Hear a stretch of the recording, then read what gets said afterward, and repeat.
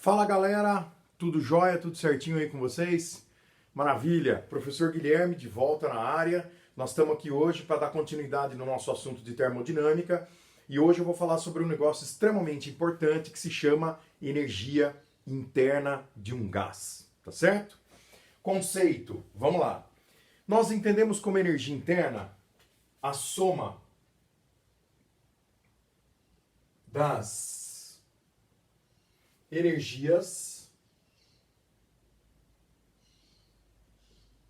cinéticas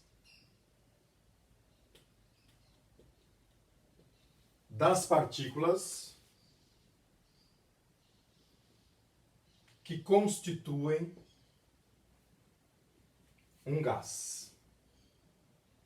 Beleza? Aí vem a pergunta. Pera um pouco. Por que você colocou a palavra energia no plural?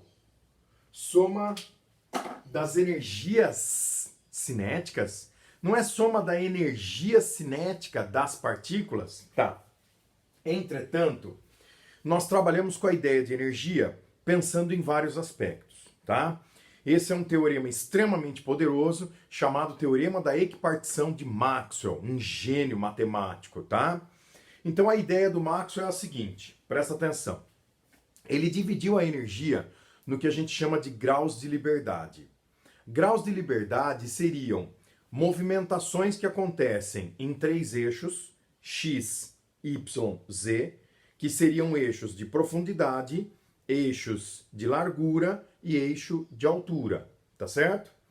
E além desses graus de liberdade serem associados às dimensões que nós temos da matéria, tá certo? Porque toda matéria tem três dimensões, então toda partícula que está se movimentando no espaço parte de uma energia de 3 graus de liberdade. Então, além dessa energia de 3 graus de liberdade, o Maxwell pensou que essa partícula ela pode estar rotacionando também no espaço. Então, isso é uma característica extremamente importante na qual ele pensou, tá? Então, quando a gente fala nesse teorema da equipartição da energia, se você pensar, dependendo do tipo de gás que você tem, você pode ter uma quantidade diferente de números de graus de liberdade, e é isso que compõe a fórmula da energia interna. Então, por exemplo, vamos imaginar que você tenha uma partícula se movimentando no espaço, e quando essa partícula se movimenta no espaço, nós temos 3 graus de liberdade associados aos eixos x, y e z. Então seria mais ou menos isso aqui, galera. Olha lá, os tradicionais x, y, e aqui a gente põe um eixo de profundidade, só que nós trocamos o nome. Então, esse eixo de profundidade passa a ser o eixo X, esse aqui passa a ser o eixo Y, e esse aqui passa a ser o eixo Z. Tá legal? Então, significa que se você tiver um vetor velocidade aqui, tá? Vamos supor que esse vetor velocidade, ele esteja colocado dessa forma aqui, ó. Então, eu tenho um vetor aqui, ó, vetor velocidade de uma partícula, tá? Esse vetor velocidade, ele pode ser projetado nesse eixo aqui embaixo. Então eu vou puxar ele aqui, ó, de maneira que ele vem cair aqui embaixo. E esse cara, então, vamos supor que é como se ele fosse um vetor. Vamos pegar aqui uma parte desse vetor que está projetada aqui, ó, nessa região. Tá certo? Então você tem uma parte dele projetada em Y, você tem uma parte dele projetada em X. Então vamos fazer as projeções aqui para vocês enxergarem. Ó, vamos puxar uma parte desse cara em X, que seria esse tanto aqui. Então, quando eu puxo esse vetor lá em X, vou desenhar ele em azulzinho aqui, ó. Então, seria uma parte dessa velocidade projetada sobre o eixo X. Velocidade do eixo X. Aí eu projeto uma parte dessa velocidade no eixo Y, tá? Então, vamos puxar aqui uma linha paralela ao eixo Y. Vou projetar esse vetor aqui, ó. Então deixa eu aumentar um pouquinho o tamanho do meu eixo Y aqui, para poder caber o meu vetor. Então vamos lá, vou dar uma alongadinha no eixo Y aqui, a marquinha do tamanho do vetor já está até representada. Então esse aqui é o eixo Y, aumentei um pouquinho o tamanho dele. Então esse cara em azul seria a velocidade no eixo Y. VY. E aí a terceira parcela dessa velocidade que estaria projetada no eixo Z. Então esse cara aqui, velocidade do eixo Z, completa o terceiro grau de liberdade dessa partícula. Joia ou não? Entenderam isso? Ah, professor, o desenho é muito difícil. Ninguém vai pedir para você desenhar. Eu só estou mostrando a origem do cálculo que a gente faz para a energia interna de um gás, tá? Então, imagine que esse cara que está representado aqui seja o vetor velocidade dessa bolinha aqui, ó. Quem que é essa bolinha? Essa bolinha seria um gás monoatômico. Quando nós falamos gás monoatômico, é um gás feito de um único átomo, tá certo? Então, por exemplo, se você pegar gás hidrogênio, tá certo? O gás hidrogênio, ele é um gás monoatômico ou ele é um gás diatômico? Assim, por exemplo, como o gás oxigênio é um gás monoatômico ou um gás diatômico? Essa é uma confusão comum que os estudantes costumam fazer. Se você pensar na fórmula do gás hidrogênio, ele é H2. Se você pensar na fórmula do gás oxigênio, ele é H2. Muita gente acha que pelo fato de ter um tipo só de átomo, ele é um gás monoatômico. E isso está errado. Gás monoatômico é um gás feito de um átomo só. Então a fórmula, por exemplo, de um gás monoatômico seria do gás hélio. Qual que é a fórmula do gás hélio? He. Então ele é uma única partícula, que seria esta representação. Então o gás hidrogênio, o gás oxigênio e outros gases com essa mesma estrutura molecular, eles são gases diatômicos, porque você tem dois átomos. Não importa que os dois átomos sejam do mesmo tipo, da mesma natureza, mas tem dois diatômico, tem três triatômico, tem 4 para cima poliatômico, tá certo? Então é o seguinte, o Maxwell pensou, cada projeção da velocidade vai ser um grau de liberdade. E aí ele escreveu a seguinte expressão. A energia interna, presta atenção nessa fórmula aqui, hein? A energia interna de um gás vai ser F, tá certo? Que multiplica meio de R vezes T para cada mol. Tá legal? Então, se você quiser, você pode introduzir lá na fórmula o número de mols. Então, ou seja, se isso aqui é para cada mol, se eu tiver 2 mols, é isso aqui vezes 2. Se eu tiver 3 mols, é isso aqui vezes 3. Então, é por isso que a gente enfia um N lá dentro, sendo o número de mols. Mas na teoria original está escrito dessa forma. Então, a energia interna ela vai ser F vezes meio vezes RT. R é aquela constante que a gente usa da equação de Clapeyron, tá? E isso é a energia interna, sendo F o número de graus de liberdade, tá? Então, se você pegar um gás monoatômico, como este que está representado aqui, o vetor velocidade ele passa a ter 3 projeções.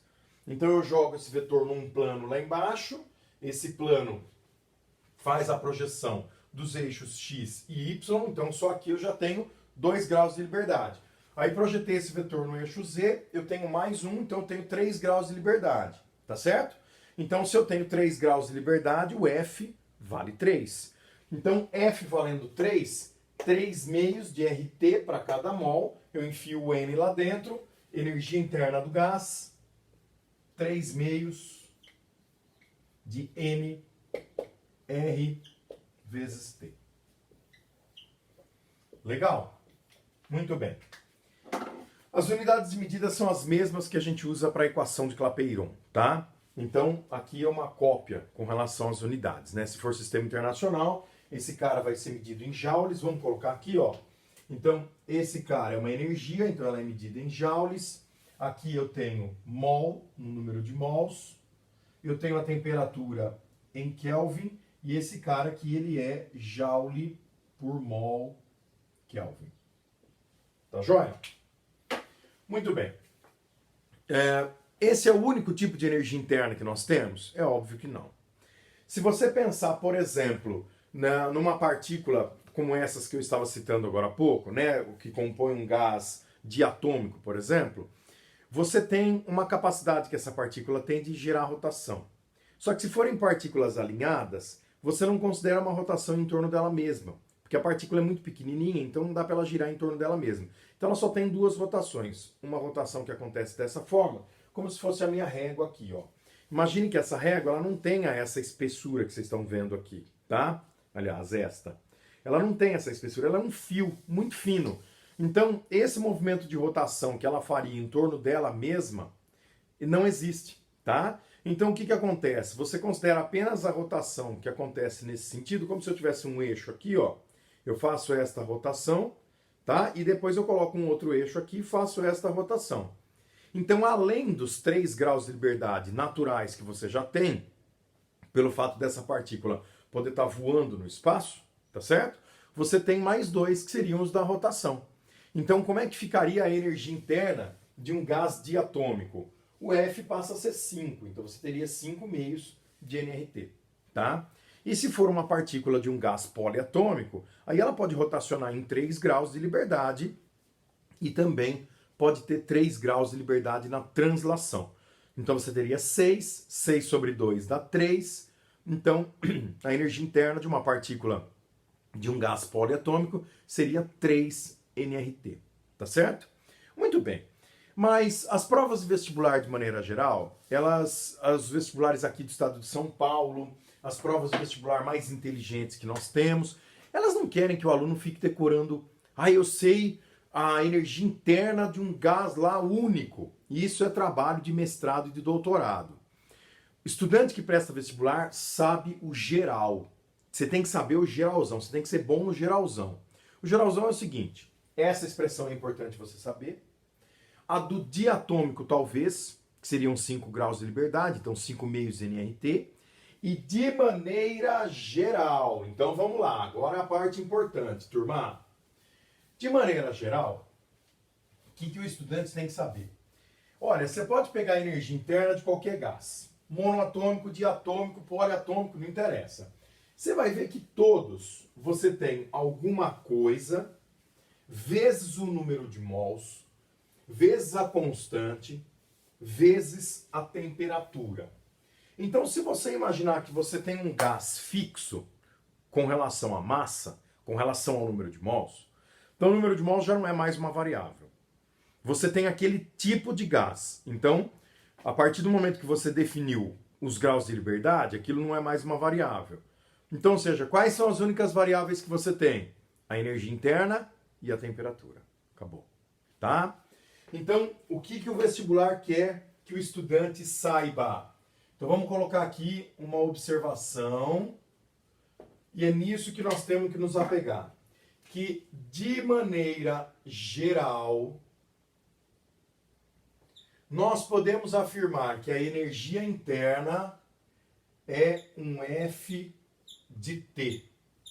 Beleza? De maneira geral, a energia interna é um F de T. O que está escrito aqui? Que a energia interna é uma função da temperatura. Que a energia interna depende exclusivamente da temperatura.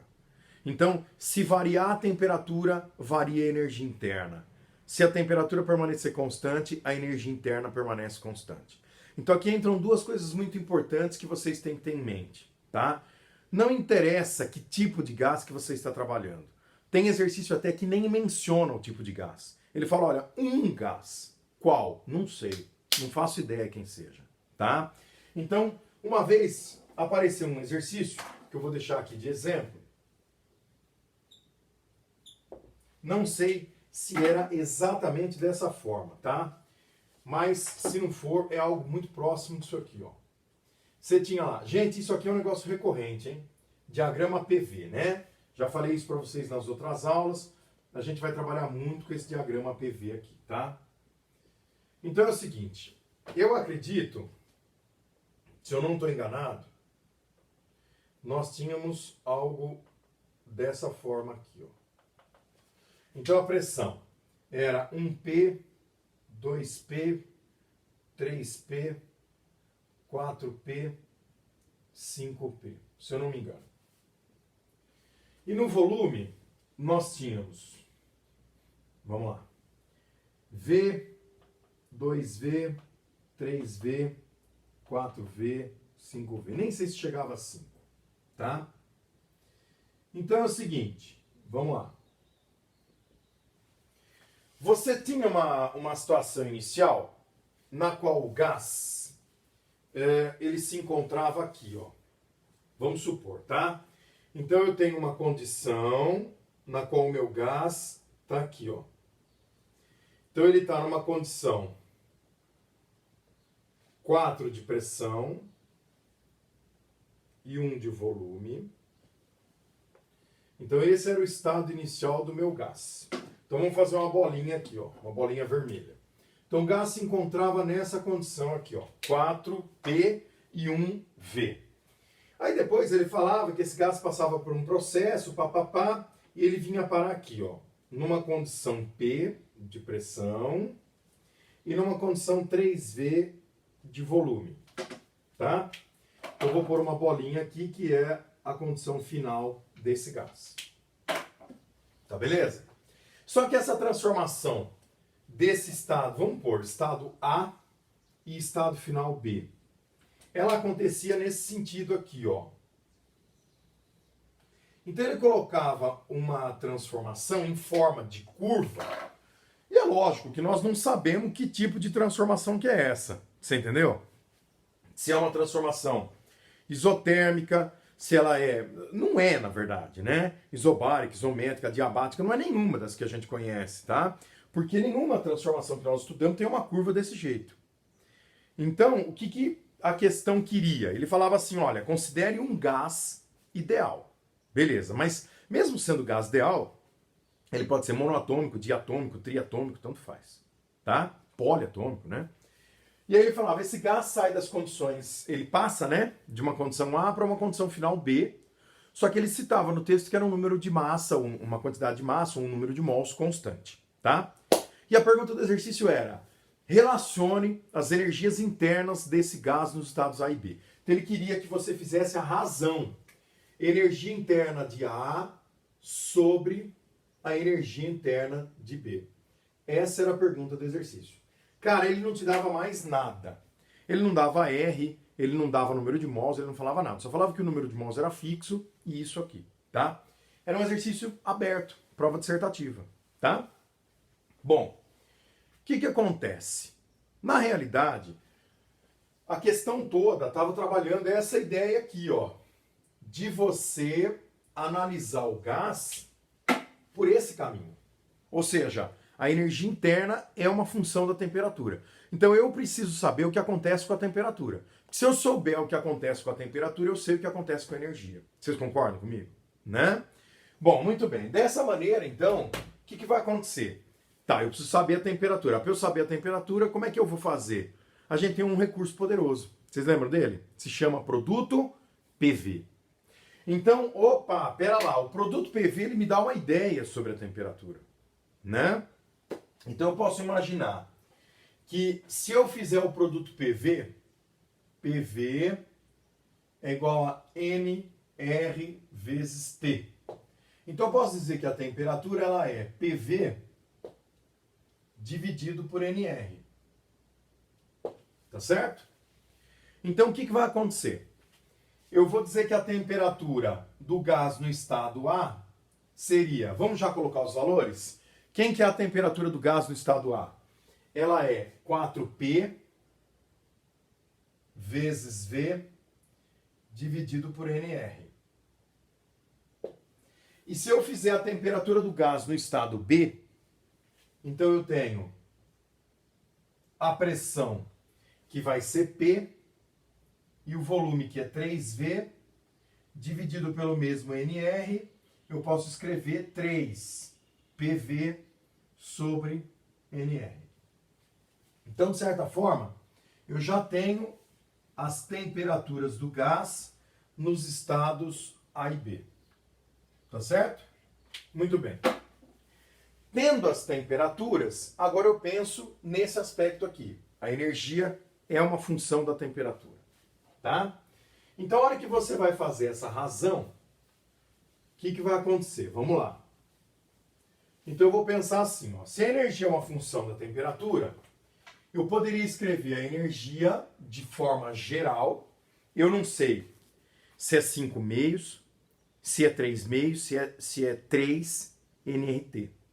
Então, ó, eu poderia escrever uma constante que estaria simbolizando esse 3 meios, 5 meios ou qualquer coisa que venha. Então eu vou escrever uma constante vezes o número de mols vezes a temperatura. Aliás, vezes o R, né, perdão, vezes a temperatura. Tá? Só que a hora que... pouco importa isso, turma, porque a hora que você faz a razão, energia de A sobre energia de B, você está fazendo K vezes N vezes R vezes TA, dividido por K vezes N, porque o número de mols é o mesmo, vezes R, vezes TB. Tá certo? Então, no fundo, ó, isso aqui vai desaparecer. Então, a razão entre as energias A e B, na verdade, é a razão entre as temperaturas TA e TB. Tá certo? Que vai ser, então, esse cara aqui. Como as temperaturas são frações, então eu vou já copiar no modelo. Vou pegar a primeira, 4PV dividido por NR, e vou multiplicar pelo inverso da segunda, NR dividido por 3PV. Tá certo? Então, o PV, ele cai fora, o NR também cai fora. Olha lá, que resultado bonito. Você encontrou que a energia do gás em A dividida pela energia do gás em B fica sendo 4/3. Questão da Unesp, prova dissertativa, prova de segunda fase. Tá? Então esse é um tipo de exercício que trabalha apenas a ideia geral. Vou sair aqui de cantinho para vocês poderem analisar melhor. É um exercício que trabalha apenas a ideia geral de que a energia depende da temperatura e a temperatura depende do produto PV. Tá? Então, para mim, é fundamental que vocês enxerguem isso. Tudo bem? Legal? Então tá bom. Seguindo em frente, turma, eu quero que vocês tenham uma visão de que tudo isso que nós estamos trabalhando até o momento, ou seja, o que foi discutido na aula passada, o que foi discutido na aula passada? Os cálculos de trabalho, né? Então eu mostrei para vocês como é que a gente faz para calcular o trabalho de um gás quando a pressão é constante, quando a pressão é variável e quando você tem uma transformação cíclica. Nós vimos a questão da energia interna, mas tudo isso entra numa expressão só. Essa única expressão se chama primeira lei da termodinâmica. Aqui, a primeira lei, ela é extremamente importante porque ela vai dar para nós uma ideia de coisas que parecem estar separadas, mas que na realidade estão juntas, tá? Quando você fala de trabalho, quando você fala de energia interna, parece que são coisas totalmente desconexas. Mas na verdade a primeira lei vem juntar tudo isso, tá? A ideia da primeira lei da termodinâmica é simples e no fundo, essa primeira lei aqui nada mais é do que uma lei que trata da conservação da energia. Tá certo? Olha, tem uma frase famosa que desde que a gente é pequenininho, a gente ouve na escola, né? Na natureza nada se cria, nada se perde, nada se destrói, as coisas apenas se transformam. Alguns atribuem essa frase ao Lavoisier, mas eu não sei se realmente foi ele que disse isso. Entretanto, o que importa é o seguinte: isso é verdade. Entretanto, isso não é verdade com tudo, e sim com energia. Você pode perceber que em física, você consegue muitas vezes colocar essa frase dentro de vários setores, mas desde que ela seja analisada com relação à energia. Para prestar atenção. Na natureza, a energia não pode ser criada. Não tem como você criar energia. Você fala, como não? Eu boto um gerador. Tá, mas um gerador nada mais é do que um cara que converte energia. Ele troca, ele transforma a energia de um tipo no outro. Você entendeu? Então, a energia realmente se encaixa perfeitamente nisso. Você não cria nem destrói, você só converte de um tipo no outro, tá? Então, essa frase ela se encaixa perfeitamente na primeira lei da termodinâmica. Então, a ideia dessa primeira lei é o seguinte. Vamos supor que você tem aqui um pistão, um êmbolo, tá legal? Então, vamos desenhar ele aqui, ó. Um êmbolo dentro de um cilindro, isso é um pistão.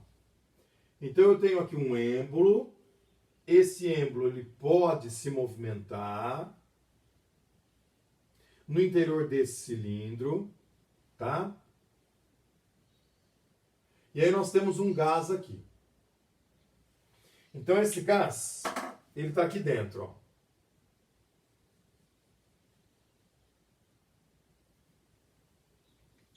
Certo? E aí eu vou dar energia para esse sistema, tá? Então nós vamos pegar uma fonte térmica e nós vamos fornecer calor para esse sistema aqui. Quando eu forneço calor para esse sistema, então eu estou introduzindo aqui, ó, uma quantidade de calor, Qzão.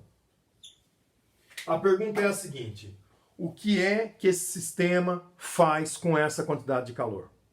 Meus amigos, essa quantidade de calor ela pode se transformar em trabalho, tá certo?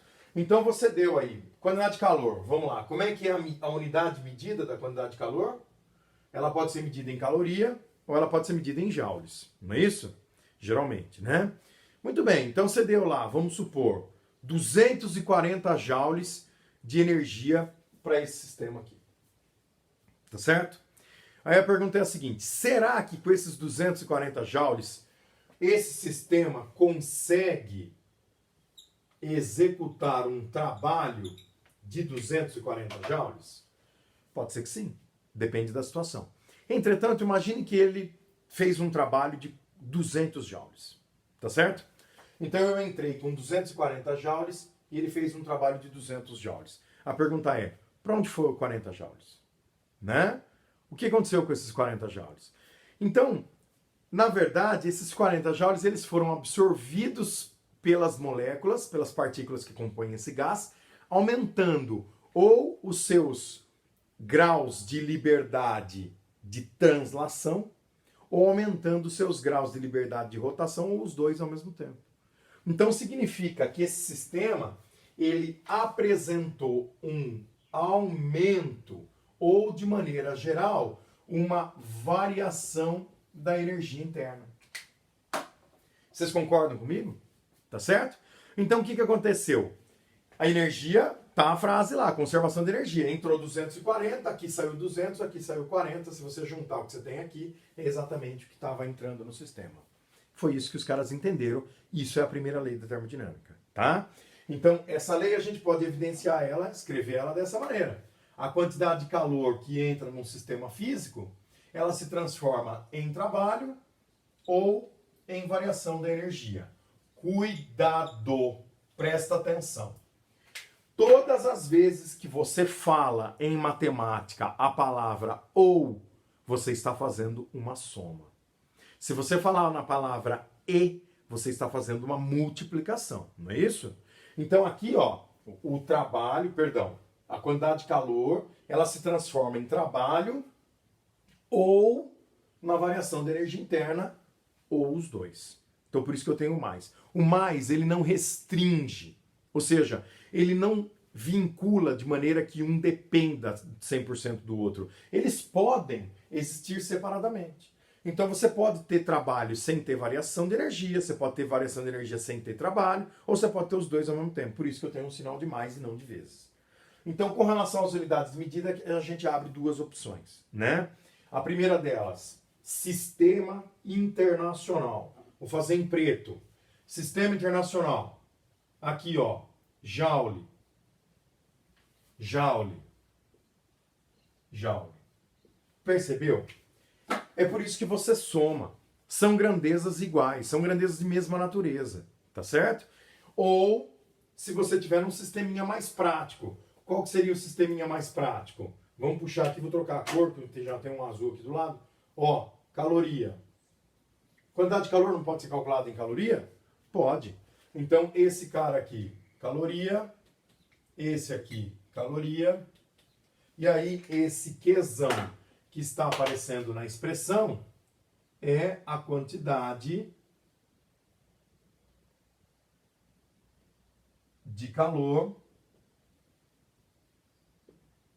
que o sistema físico está absorvendo de uma fonte térmica, que não vem ao caso quem seja nesse momento. Tá certo? Ah, quem é essa fonte térmica? Sei lá, não interessa. É uma fonte aí, né? Você colocou lá embaixo uma caldeira, por exemplo, né? Como acontecia nas primeiras máquinas térmicas. Você pode observar as locomotivas a vapor, você tinha lá uma caldeira, constantemente você enfiando tora lá dentro, para ela poder queimar aquelas madeiras e gerar calor para o sistema, né? Para a locomotiva andar. Esse é o nosso ponto muito importante para a aula que vem, em que nós vamos discutir essas estruturas de máquina térmica de maneira geral, tá? Só que antes disso, antes de falar de máquina térmica, eu preciso enxergar como é que essas transformações se dão em casos em que você tem, por exemplo, transformações específicas. Quando você fala, se eu tiver uma transformação isotérmica, como é que é? Se eu tiver numa isobárica, numa isométrica, como é que fica isso? Tá? Então esse é um ponto extremamente importante. Eu vou pegar um exemplo aqui, nós temos várias análises a serem feitas aqui. Eu vou começar fazendo uma dessas análises, tá bom? E eu quero que vocês vão junto comigo, tá? Então a expressão geral é essa, turma. A quantidade de calor, ela pode ser transformada em trabalho e em variação da energia interna. Nós vamos ver como é que isso impacta agora nas transformações gasosas, tá? Então vamos junto comigo.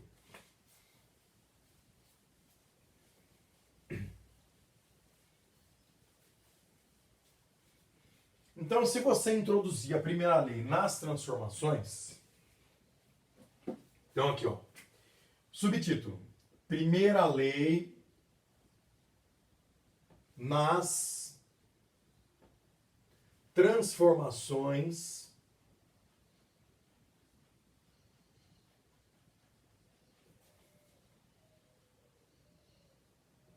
gasosas. Aquelas transformações gasosas que nós estudamos lá atrás, tá bom? Então nós vamos começar com a primeira aqui.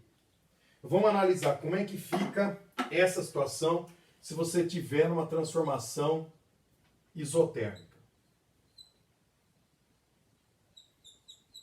Moçada, uma transformação isotérmica, essa para mim é a mais perigosa.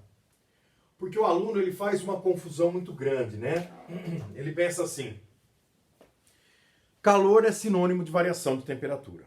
Todas as vezes que um corpo absorve calor, a sua temperatura varia. Isso já está errado do ponto de partida, tá? Por quê?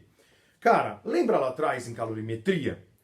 Você deu calor para um corpo, a temperatura desse corpo necessariamente varia? Não. Por que não? Ué, porque esse corpo ele pode estar mudando de estado.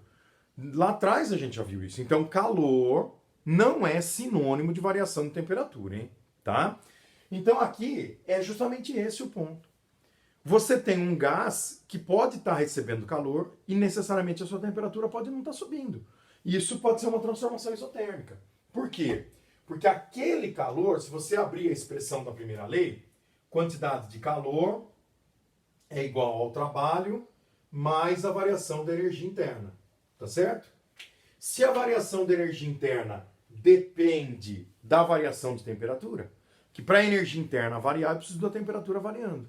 Então, se a variação da energia interna é zero, por conta da temperatura não variar, então significa que todo o calor ele se transforma integralmente em trabalho. Tá certo? Então significa que se você tiver um sistema gasoso absorvendo absorção de calor. Como seria uma absorção de calor? Seria uma quantidade de calor positiva. Então, necessariamente, você vai ter uma realização de trabalho. Tá certo? E como é que é a realização de trabalho? É um trabalho positivo. Ou seja, é um trabalho realizado pelo gás. Porque se esse cara necessariamente é um número positivo, esse aqui é positivo também. E é isso que está acontecendo ali. Agora, faz uma análise do contrário disso. Se eu tiver um sistema gasoso cedendo, perda de calor. Se eu tiver uma perda de calor, eu tenho uma quantidade de calor que vai ser um número negativo. Não é isso?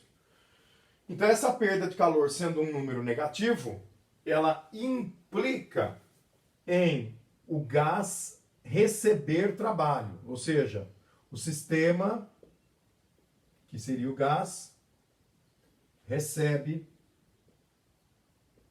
sofre trabalho. E o sistema recebendo trabalho seria um trabalho negativo. Tá joia? Professor, existe uma maneira matemática de calcular isso aqui? É óbvio que sim. Tá? Entretanto, essa maneira matemática, ela é um pouco complexa, porque ela depende de uma integral. Veja só. Quando você tem uma transformação isotérmica, lá na parte de gases, eu mostrei para vocês. Tira um print disso aqui que é importante, hein? Tá? Depois no final nós vamos fazer uma tabela para tentar mostrar todas as transformações, a primeira lei, tudo junto. Mas isso aqui é importante. Então é o seguinte, turma. Eu mostrei para vocês lá atrás que a transformação isotérmica ela é aquela na qual você tem uma curva, se você representar no diagrama PV, e é esse o diagrama que a gente tem que se importar, tá? Então, se você representar a transformação isotérmica no diagrama PV, ela fica dessa forma, ó. Pressão, aqui, volume. Aí você tem uma curva aqui. Vamos lá. Estudantes, qual era o nome dessa curva? Hipérbole, a minha não está muito certinha. Ela era para estar um pouquinho mais deslocada, mas está tudo bem. O nome disso aqui é hipérbole equilátera. Deixa eu corrigir ela que eu não gostei. Vou fazer ela um pouco mais bonita aqui. Então fica assim, ó. Hipérbole. Agora ficou boa. Hipérbole equilátera. Esse é o nome dela. Cara, vamos imaginar que você queira analisar uma transformação que esteja acontecendo com essa variação de volume, porque a temperatura é constante, entretanto o volume varia, né? Então eu vou partir de um volume VA e vou para um volume VB aqui, ó.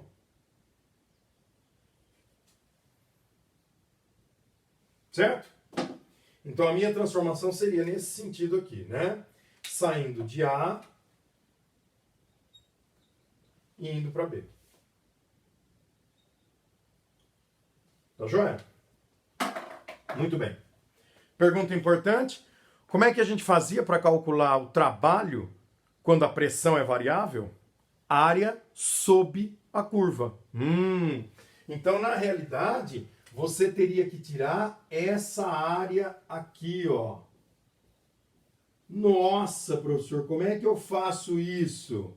Meu amigo, nós temos uma ferramenta poderosíssima na matemática que se chama integral de função. E aí você tem que lançar mão de uma integral. Os vestibulares eles não vão trabalhar com esse recurso porque fica muito pesado. O estudante teria que decorar, ele não manja integral no momento, né? Só quem for para a área de exatas. Então você teria que acabar decorando uma expressão aqui, que é um NRT-LN, logaritmo neperiano de VB sobre VA. Né? Ou LN de VB menos LN de VA. Cara, esquece, tá? Então a única coisa que você teria que saber, porque já teve exercício que joga o gráfico e fala, qual o gráfico representa a quantidade de calor? Então, nesse caso, você tem, olha só o vínculo que a gente faz. Isso é importante você saber. É importante você lembrar que o trabalho ele vai ser numericamente igual à área, só que como você tem uma transformação isotérmica, então significa que a quantidade de calor ela é igual ao trabalho. E aí você joga uma coisa na outra, se por um acaso o exercício te pedir isso, mas vai ser uma análise apenas puramente, como eu diria, prática, sem valores, tá? Sem você ter um número, porque senão você cai naquele logaritmo neperiano que eu falei, tá bom?